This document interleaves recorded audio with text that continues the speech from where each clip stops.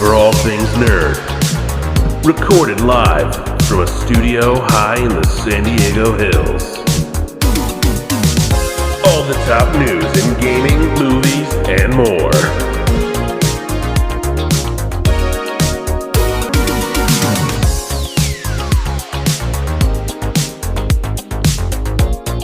And now, your host.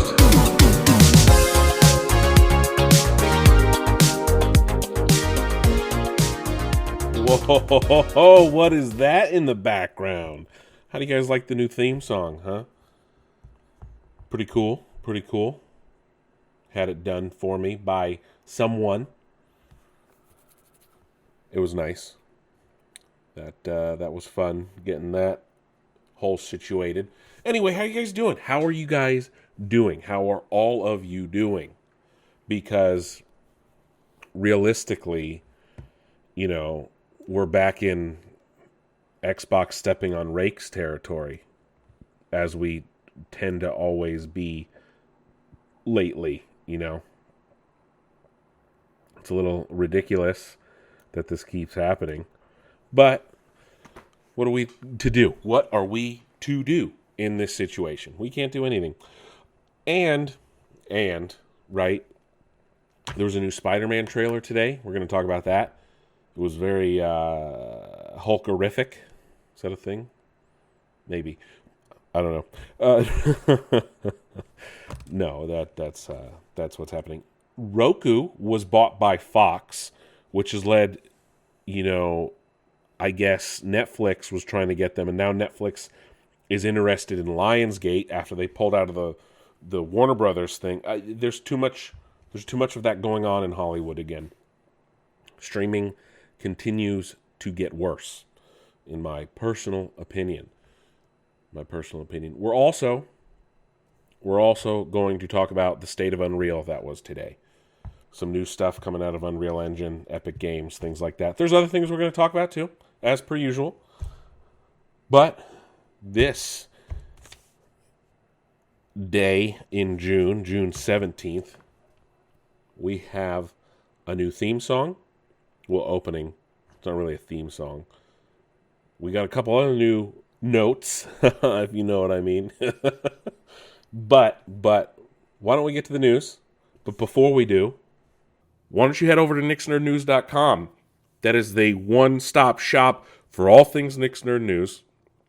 You can listen to the show right in your browser, or you can take us on the go, because I got links, all the links to Spotify, Apple Podcasts, Amazon Music, iHeartRadio, and YouTube. Right? Also, check out the social media tab. We're on Twitter. We're on Instagram. We're on Threads. We got a Facebook. And guess what? YouTube's also a social media site. What? Anyway, let's not waste any more time and get straight to the news, shall we?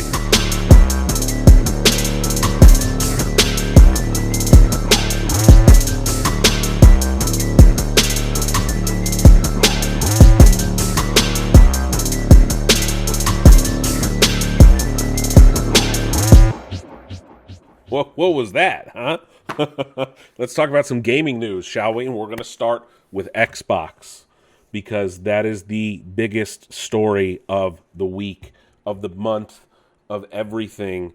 And I don't understand, as I say always, Xbox steps on rakes. They are always finding somehow to step on rakes that they put there themselves. They always come out with a great story, something that gets everybody hyped, and then immediately afterwards, the shit hits the fan. Like I don't understand how a major corporation. Oh wait, I do understand. They can't allow anything to just sit and be good for like more than 2 days. It's immediate that this happens, and it makes zero sense. It pisses gamers off.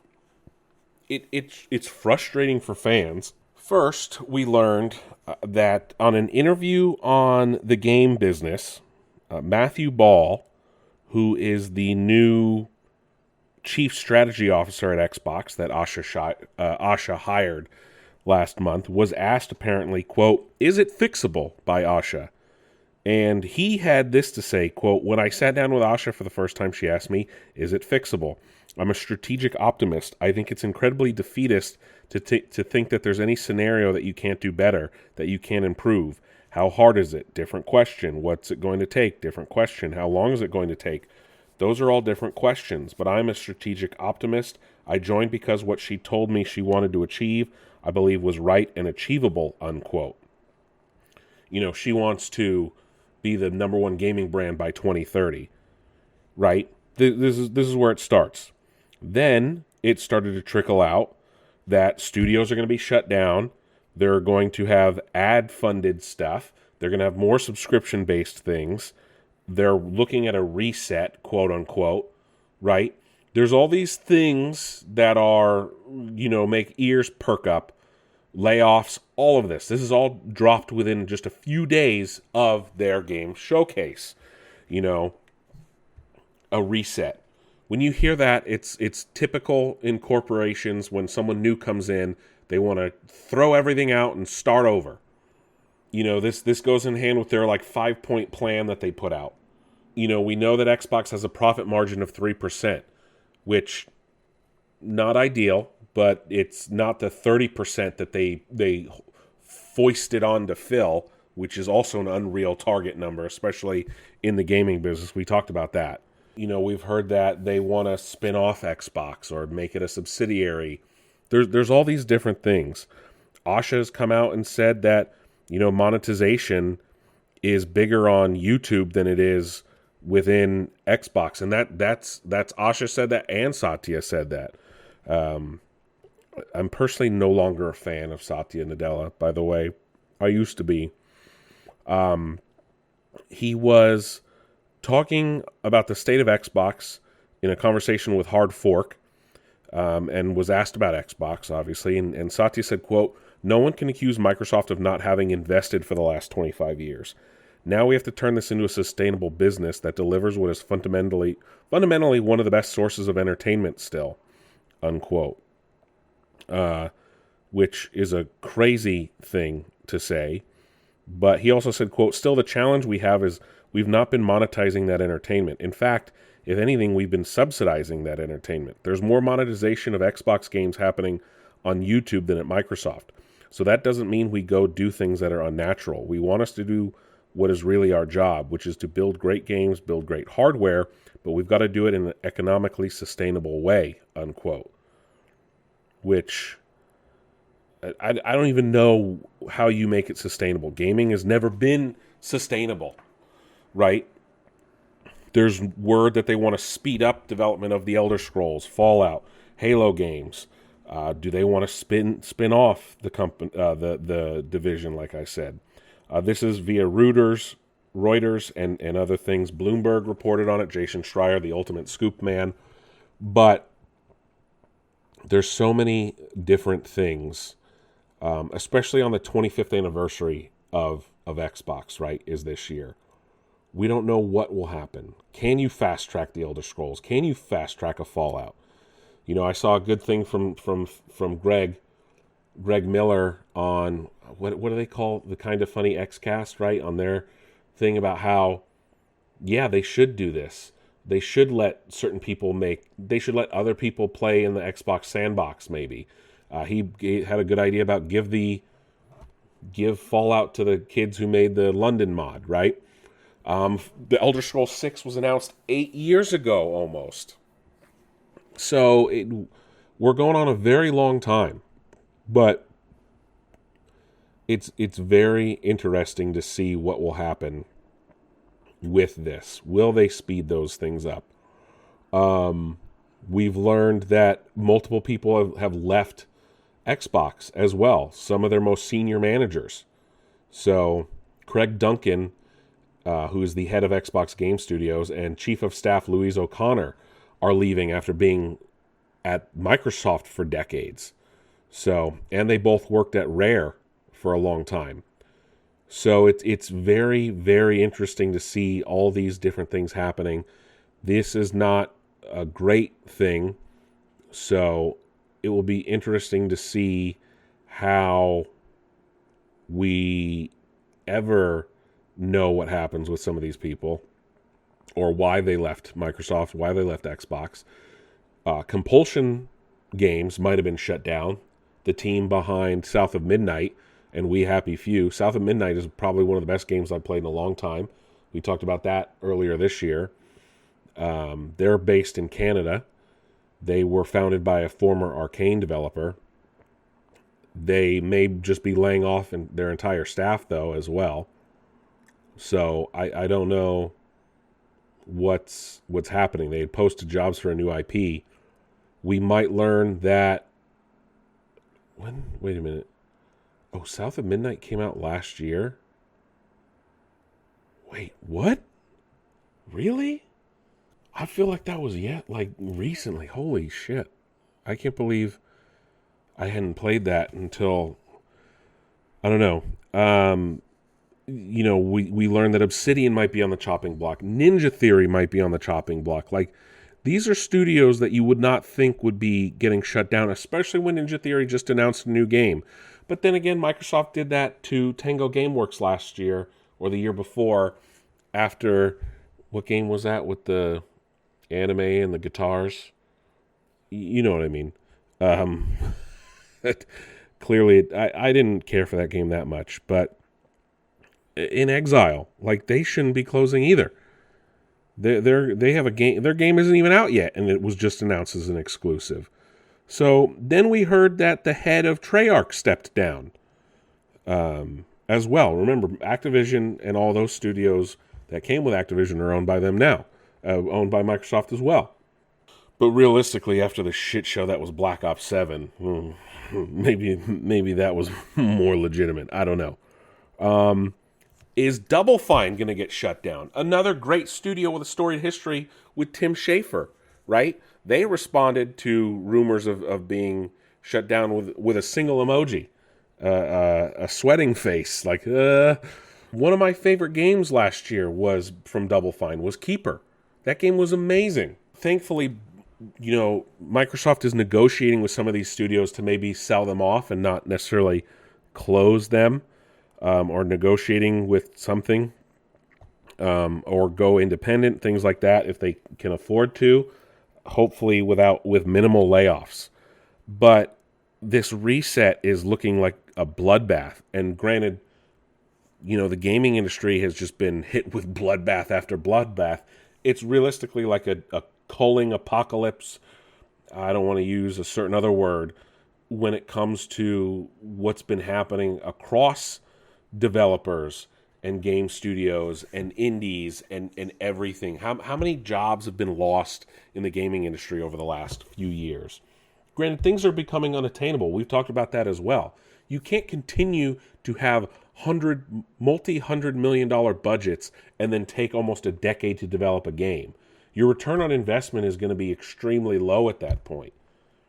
Shachette said in an interview, quote, excluding Activision Blizzard King, over the past 5 years, we've spent over $20 billion on ongoing investments in our content, platform, and hardware subsidy, but our annual revenue has declined by nearly $500 million during that time. Going forward, this cannot continue, unquote. Or that was in the memo, which is true. I mean, technically, Xbox is profitable. They're just not making enough money for the shareholders and the Microsoft board to be happy. I don't understand why you build up all this goodwill just to throw it away immediately. And it goes back to this idea that they're going to shut down studios that just announce games and the exclusive thing. And they talked about the hardware and all this other shit. And yeah, gaming just is becoming a ridiculously expensive habit to have, or hobby to have. I don't want to call it a habit. And it's just frustrating to see, and it's happening on all sides. Sony just did it to Bungie, so let's not just point fingers at the one place, right? It's happening across the board, except at Nintendo somehow. But they have more money than God. They don't have to make a game for 10 years, and they'd still be flush with cash. So I don't know what they're doing, but studios in America, in Europe, in the Western world, parts of Asia, they're just it's gaming is becoming untenable in all facets. And I don't know if it's because of the free to play thing, the games as a service thing, whatever Fortnite's done. Like, I don't know if they're all chasing this unattainable high because what Epic did. But look at Epic. They just laid off a ton of people too. There's a point where this stuff is going to break everyone. Look at it already happened with Xbox with Game Pass. They're like, "Oh fuck. We made it too expensive." There is a ceiling for all of this, and we're slowly hitting it across the industry. And I don't know if we need to dial it back or not. Microsoft says they're not going to flip-flop on exclusives. Will exclusives help?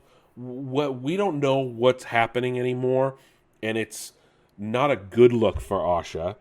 I posted this comment on the kind of funny vid, like, my theory is that Phil left because he didn't want to close any more studios. And the replies to that ran the gamut from, why are you defending Phil, to, yeah, I could see that, to maybe, but Phil closed studios. I'm like, I'm not defending Phil. Phil's just as guilty. Yes, he did a lot of good, but he did a lot of bad too that clearly wasn't working. Or was that all from Satya? Was that all from the board at Microsoft? Did Phil just happily go along? Did he not want it? Did he leave because maybe he couldn't take it anymore? There's so many questions to have about this. And we don't know. And I haven't been 100% sold on Asha, and I've said that from the beginning. Yes, she's doing the right things, but now she's also doing things that are going to make people hate them. But sometimes you have to be the villain. Sometimes you have to be. But that's what happens in this corporate world we live in, right? Now, we'll learn more about all these studios, of course, and layoffs and everything when Microsoft has their, end of fiscal year at the end of this month. So we'll know in about 2 weeks what's really going to happen. Just the future of Xbox is in flux again after it seemed like we had a concrete plan, and it makes people concerned. And why invest in the platform if they're going to pull this kind of stuff? You need to have small games as much as you have the big tent poles. I'm happy they want to reinvest in the big tent poles. Like, we need Halo 7 tomorrow, not in 6 years. So we'll see what happens with all of this. And they have big franchises. They need to just stop sleeping on them. I don't know anymore. Nintendo and Pocket Pair. The story that's been going on for some time, obviously suing them, Nintendo suing Pocket Pair over their game Pal World and its similarities to Pokemon. And now we're learning the payout might not be worth it, at least in my eyes. Maybe you want the win, just to have the win, not for any financial reason. But this is ongoing in Japan, the lawsuit, and over patents and everything like that. But it looks like Pocket Pair has made changes to Pal World as a result to these threats and everything like that. But it looks like Nintendo might not win that much money. But again, they've made multiple changes to the game to prevent future litigation and prevent the development of Pal World to stop. But it sounds like the most they could potentially win is $30,000 or 5 million yen, which is nothing to both companies at this point. Like, that's pretty sad. It's mainly because of the amount of time that Pal World was out in Japan that Nintendo can sue over, which is crazy that they couldn't go after any other markets. IP expert Florian Muller said that, quote, even if we assume for the sake of the argument that there was some infringement in 2024, it was a short period. The sales volume was limited, and Nintendo cannot recover damages on worldwide sales in Japan. A Japanese patent is valid only in Japan, like a U.S. patent is valid only in the United States, unquote. Then he followed up saying, quote, "This litigation is no longer about anything serious in commercial terms. It's about a hypothetical injunction that doesn't apply to current product versions, and if anything, a small damages award for a period during which Pocket Pair generated limited new sales in Japan," unquote. So Japan is putting all this money into it, and they might not even, it might be pennies in what they win. Ultimately, we'll see later what happens. Niantic says that no, they're not using data from Pokemon Go to train military drones. Well, that's a relief. They're just being trained. They're just being used to train delivery robots in your major cities.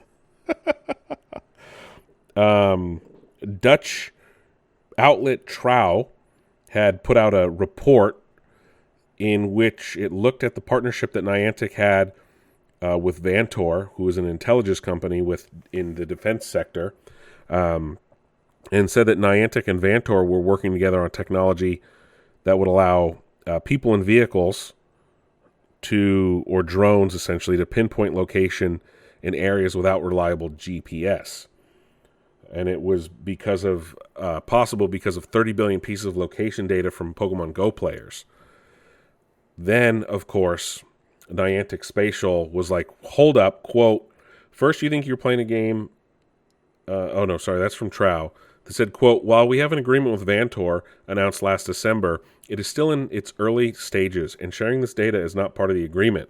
We are committed to working with all of our customers and partners to ensure that Niantic Spatial products are used in a reasonable manner that upholds human rights and ethical principles," unquote. There you go. That's a legal statement. If anyone tries to go after them, they're opening a can of worms that they have to prove. So maybe they used it for drones. Maybe they used it for weapons of war. We don't know. But it sounds like they didn't. Do we want to believe them is the real thing. Dead by Daylight, its upcoming adaptation, has a director in Thordor Paulson. That's a mouthful of a name. All these horror games are getting adapted. They're probably the best way to adapt a video game for the screen, realistically. Anyway, here's a story about monetization in gaming, and guess what? EA is at the front of it. Who is surprised here? I'm not. It's EA. And I thought we've been here before. But it looks like they are going to start having live advertisements in their sports games. And like I said, I think we've been here before because I explicitly remember Snickers ads in like Madden 2005 and 7 and all that. And then there was uproar during the 2008 election when both McCain and Obama ads were put into Madden, in Madden 09. So we've been here before. Obviously, this is just another revenue stream for them. So they're going to have, quote, "dynamic real-time placements from stadium signage to custom in-game content designed to enhance, not disrupt, the player experience," unquote. Essentially, you're going to see ads like you would if you were watching a real game on those screens around the pitch if you're playing FIFA or EA Sports Soccer, whatever they're calling it, Sports FC, or like ads around an NFL stadium, which, okay. I don't like it. I don't like it. But I can see how it wouldn't, as long as it's not like a forced video ad or something that pops up somewhere. You're probably thinking, Nick, you're being a straw man. I'm like, no, I know this isn't going to happen, but I was like, if it could make the games cheaper, it won't. It won't make the games cheaper, but you know what? We can fight it. Don't buy the game, but we know nobody's actually going to not buy the game. Because look at Nintendo. They raised their prices to $80, and people still bought Switch 2 games in droves. So nobody actually votes with their wallet. Just saying. EA has also said that they could, quote, brands could offer sponsored in-game challenges with branded cosmetic items as rewards. Alternatively, companies could pay to sponsor on-pitch digital advertising boards, scoreboards, or broadcast overlays, just as sporting events are plastered with commercial sponsors in real life, unquote.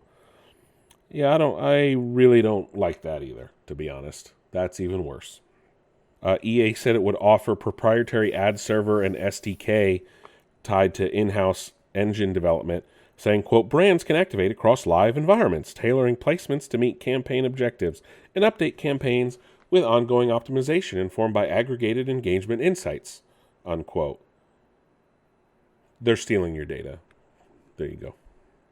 So all the targeted ads you see on your phone and your computer and everything are now going to be in your games. If you play, Madden or college football or EA Sports FC. So who's looking forward to that? You guys know Commodore? Like the Commodore 64? They're back making like a retro console type thing. Well, guess what? They're making a flip phone. Hell yeah, brother. A flip phone in 2026. And it's not that kind of flip phone. It is called the Callback 8020.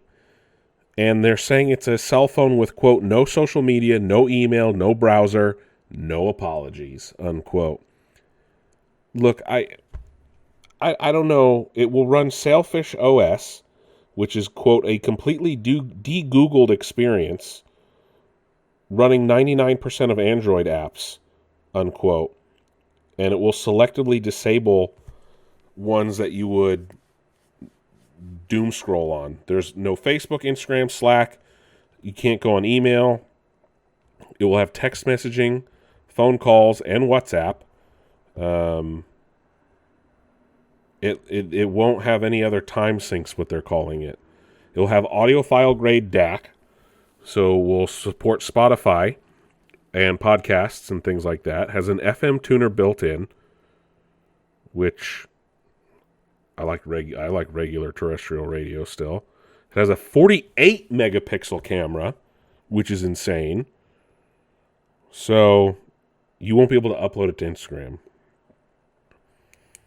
I like the idea of this, but also at the same time, you cannot function in today's society without some kind of smartphone. And I understand what this is trying to do. It wants you to unplug. But if you're going to unplug, you need to fully unplug. You can't have this half-assed thing. Because people are going to make workarounds immediately.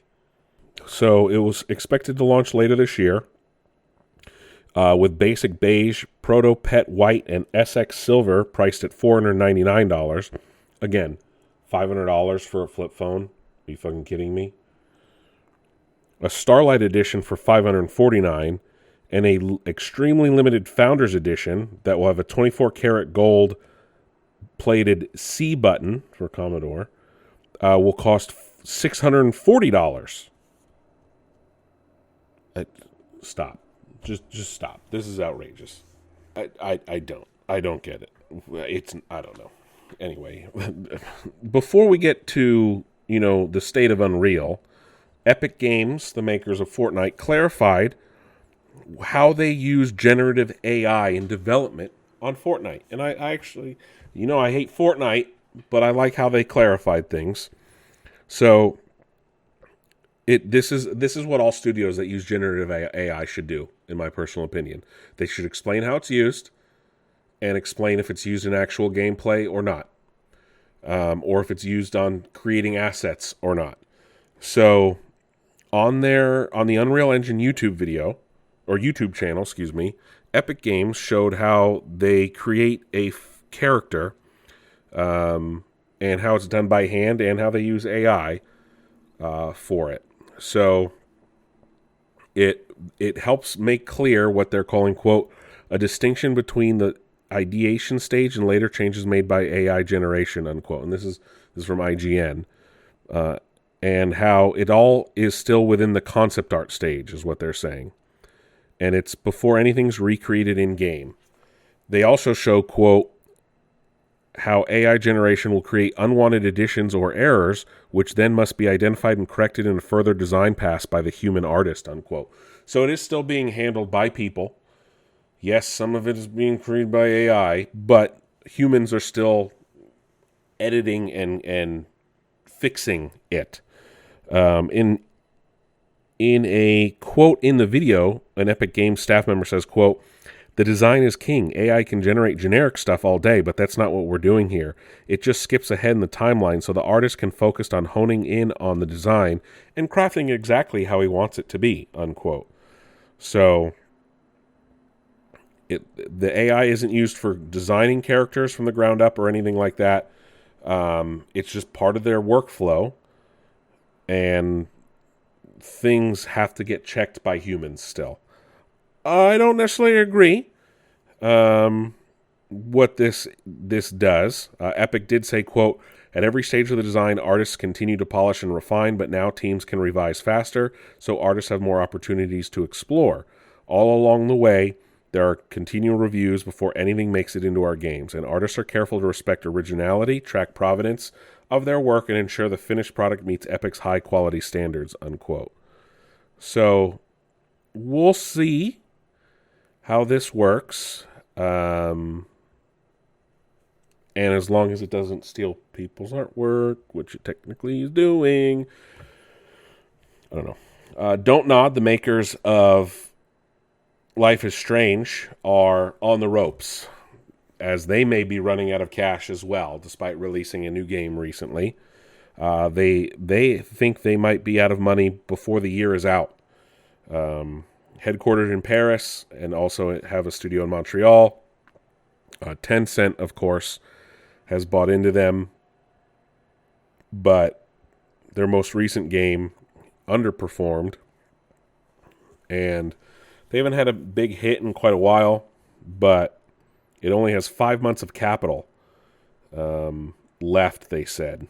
It is part owned by Tencent, but Tencent is no longer interested in providing any more short-term funds, allegedly, saying, quote, auditors wrote, quote, your chairman has informed us that he has been seeking additional financing for several months and that all avenues are being explored to improve the company's cash position, whether through a capital increase or external financing for your game currently in development. The company management informed us that according to its cash flow forecasts, without additional financing and taking into account, among other things, revenue assumptions related to the marketing of a new game at the end of April 2026 and cost savings that have not yet materialized, the company is expected to run out of cash during November 2026. Your chairman also informed us that following his requests, your main shareholder, Tencent, does not wish to subscribe to a capital increase in the short term, nor contribute to the financing of games currently in development through co-production agreements. Finally, your chairman indicated that discussions have been underway with some major players in the video game industry for several months, but that these discussions have not resulted in any structured financing offers. Given the situation, we have determined that the aforementioned facts are likely to jeopardize the continued operation of your company, unquote. Oh shit, that's bleak. Realistically, it's the state of the industry as a whole. Will they get money from someone else? Will they release a game sooner than it should come out? Will they essentially offer their employees up for gig work? I don't know. I do not know. The Death Stranding movie is expected to begin filming sometime next year, which, no surprise. It will be directed by Michael Sarnowski, who directed Pig and A Quiet Place Day One. He's hoping to start filming next year. He told Variety he'd turned in a second draft of the script, and hoping to shoot in both Iceland and Northern Ireland. That will be his next movie if everything goes to plan. And then a low-budget movie after that. But in an interview with IGN Live this month, he wants it to be an original story set within the universe created by Hideo Kojima. But he said, quote, I want it to feel big, but also offbeat and character-driven. This takes place in the world of the video game, but I have my own set of characters. There are some overlapping characters that fans will be excited to see, but it's a very much my own story within this universe, unquote. So there you go.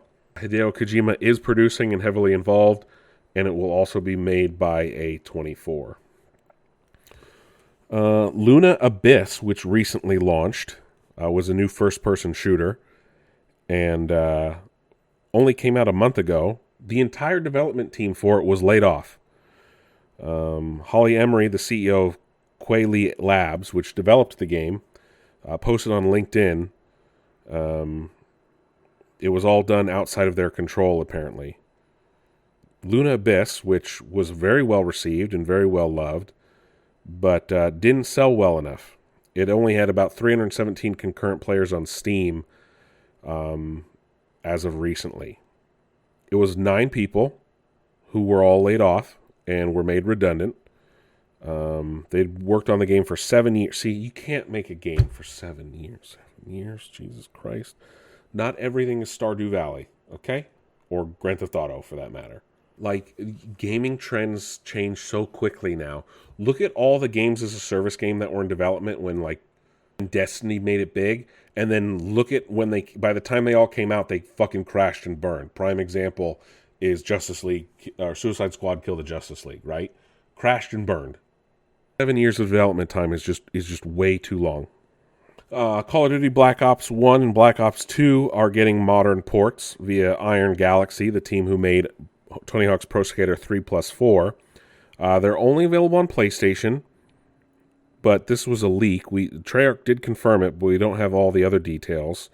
We don't know if PlayStation 5 will get native ports or they're only going to be PS4 native ports. But it will include campaign, multiplayer, and zombies. You'll get the full package. No known quantity if progress will carry over or crossplay will be enabled or anything like that. We don't know if Xbox or PC are getting any upgrades as well in that regard. For some reason, Paramount Games, who is newly formed by Paramount, of course, and they announced the Teenage Mutant Ninja Turtles, The Last Ronin project being revived. They want to make games based on Yellowstone and Tulsa. I don't, or Tulsa King, excuse me. How do you make games out of those shows? Please. I have not watched either one, but I've seen enough clips to know that I don't know how you would make games out of them. Lioness, I could see them making a game out of. You'd be a first-person shooter type game. But the other two. The head of Paramount Games, Sean Kittleson, in an interview with Polygon, said, quote, all of the Yellowstone and Yellowstone adjacent titles, Landman, Tulsa King, these are all priorities for us. Unquote. What? Landman? Other than Teenage Mutant Ninja Turtles, the other major Paramount property to get a video game adaptation was The Godfather. And that was a good game, right? But I don't know how you adapt these shows into it. I don't know. Let's talk about the state of Unreal as we get deep into gaming news this week, because there was a big thing to talk about at the beginning. State of Unreal essentially is just an Unreal showcase. They announced that Unreal Engine 5.8 was released. Unreal Engine 6 will integrate AI models. The new Unreal Engine update will allow better performance on the Switch 2. Realistically, they just showed off stuff in different things that are not too outlandish or crazy. They're just showing off how the new Unreal works and different mods and tools. And even stuff showing off gameplay and videos that obviously never really make it into a game until many years after the fact. But I just, generative AI is a slippery slope, but I don't know if you want to have it directly in that. But they announced new gaming collaborations. They want to make it so if you develop a skin for a character in one game, you can port it to other games via Unreal. That maybe is a cool thing. But that's Unreal 6. Will the industry do it? Who knows? Otherwise, it's just a way for Unreal to show off its new tech. Nothing crazy. That's it for gaming news. Let's hunt on up to Hollywood, see what's going on up there.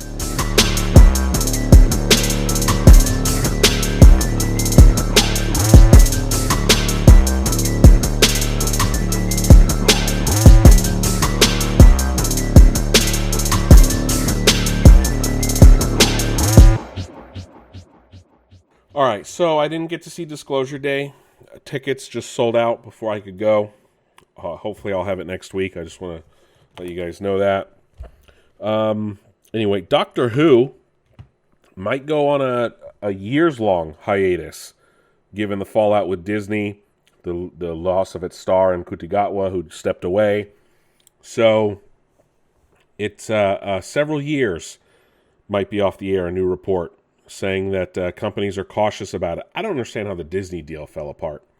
And the BBC even pulled plans for a Christmas special this year. The BBC is also shopping the rights around. The showrunner, Russell T Davies, and production studio Bad Wolf have left, essentially, putting the show on indefinite hiatus. Deadline is reporting that Russell T Davies and Bad Wolf left BBC via mutual decision, just because of all the work that's required for Doctor Who. And yeah, now we're kind of in a weird period, like we were 20 plus years ago when it relaunched with Christopher Eccleston. So all you Whovians will have to wait. Ninja Scroll, which I've been told repeatedly by many people is one of the greatest anime ever, is coming to theaters actually for the first time this October. It will have a 4K restoration with it as well. It will have, like I said, 4K October 4th, 5th, and 7th, only in theaters, both sub and dub. And I'm going to say this, 80s and 90s anime is the best looking. I don't care what any of this modern stuff. 80s and 90s is still the best. Here's something interesting. Weird Al is teaming up with Batman and Superman in the comics. Yeah, there's going to be a comic run of Weird Al hanging out with Batman and Superman. I love Weird Al, but this is weird for Weird Al even. Granted, it will all be in the fifth dimension with Mr. Mistlepictic, or however you say that character. That makes sense. The Batman Part 2 has started filming, so hopefully it's still out in time next October. George Miller wants to make one more Mad Max movie, maybe a TV show, and then sell the franchise. Don't do this, George. God, it's just going to get milked forever then. Yeah, he's looking to make one more. This is via Puck, that he wants to make another movie, maybe a TV show, and then sell the rights to the highest bidder, which I don't like that. I don't like that at all. I would love another Mad Max movie, but I don't know how I feel about them selling. Him selling to a major studio who, like I said, will just turn it into a franchise and milk the shit out of it forever and then just kill it one day. James Gunn has opened up about the Jimmy Olsen Gorilla Grodd show, which is expected to begin filming this year. It started with DC Studios president Peter Safran telling a creator in Brazil that the show would start filming this year, and kind of maybe one day we might get a Justice League.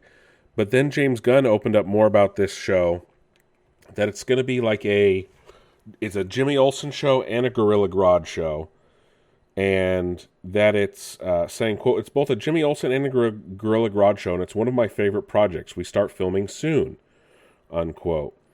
Allegedly, it's not what people thought was going to be like a true crime style show starring Jimmy Olsen, but we don't know anything other than that. But in the meantime, we have 2 DCU projects to look forward to this year. Supergirl in just a few weeks, Lanterns, I think, in August, and then The Wait for Man of Tomorrow next year. Lego K-pop Demon Hunters sets were finally announced, and it's of my favorite character, who is officially called the Derpy Tiger. And I want this thing because that was the best character in the movie. I don't care what anyone said. Derpy Tiger was the best. It will release August 1st, priced at $70. It is 825 pieces. Derpy Tiger and Sussy Bird. It will have that 3-eyed bird as well. So, I'm all for it. Fox has announced it will be buying Roku for $22 billion. So, this is... streaming's getting worse. But the acquisition should be finalized in 2027. Looks like it will probably get regulatory approval. Fox shareholders will be, quote, expected to own approximately 73% of the combined company, and Roku shareholders approximately 27%, unquote. Which is weird that Fox would go in this way. Obviously, they sold off most of their assets to Disney, 7 years ago now in 2019? So Fox already owns Tubi, and now they'll just have their own, platform for it as well, which, I don't know, I guess Netflix was angling for Roku, but now Netflix is going to be angling for Lionsgate. So we'll see how all that plays out. Streaming sucks still. Anya Taylor-Joy has joined the cast of The Hunt for Gollum as a new elf character, which we don't know who this is. An elf named Saren. Warner Brothers announced the news. Saren is, quote, a Sindar elf of the Woodland Realm, a trusted and lethal agent of King Thranduil. Unquote. I'm happy Lee Pace is back as Thranduil.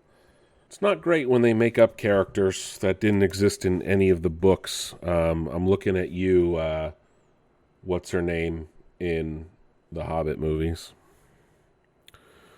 Peeves the Poltergeist has been cast for the Harry Potter show.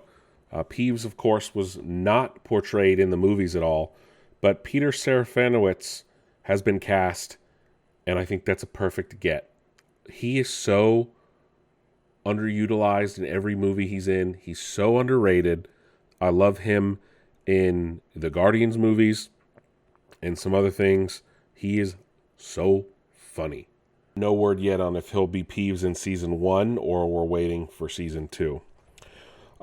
Destin Daniel Cretton has confirmed that a sequel to Shang-Chi is still in the works, which I think this is the longest we're going to go between Marvel movie sequels, despite being a beloved character.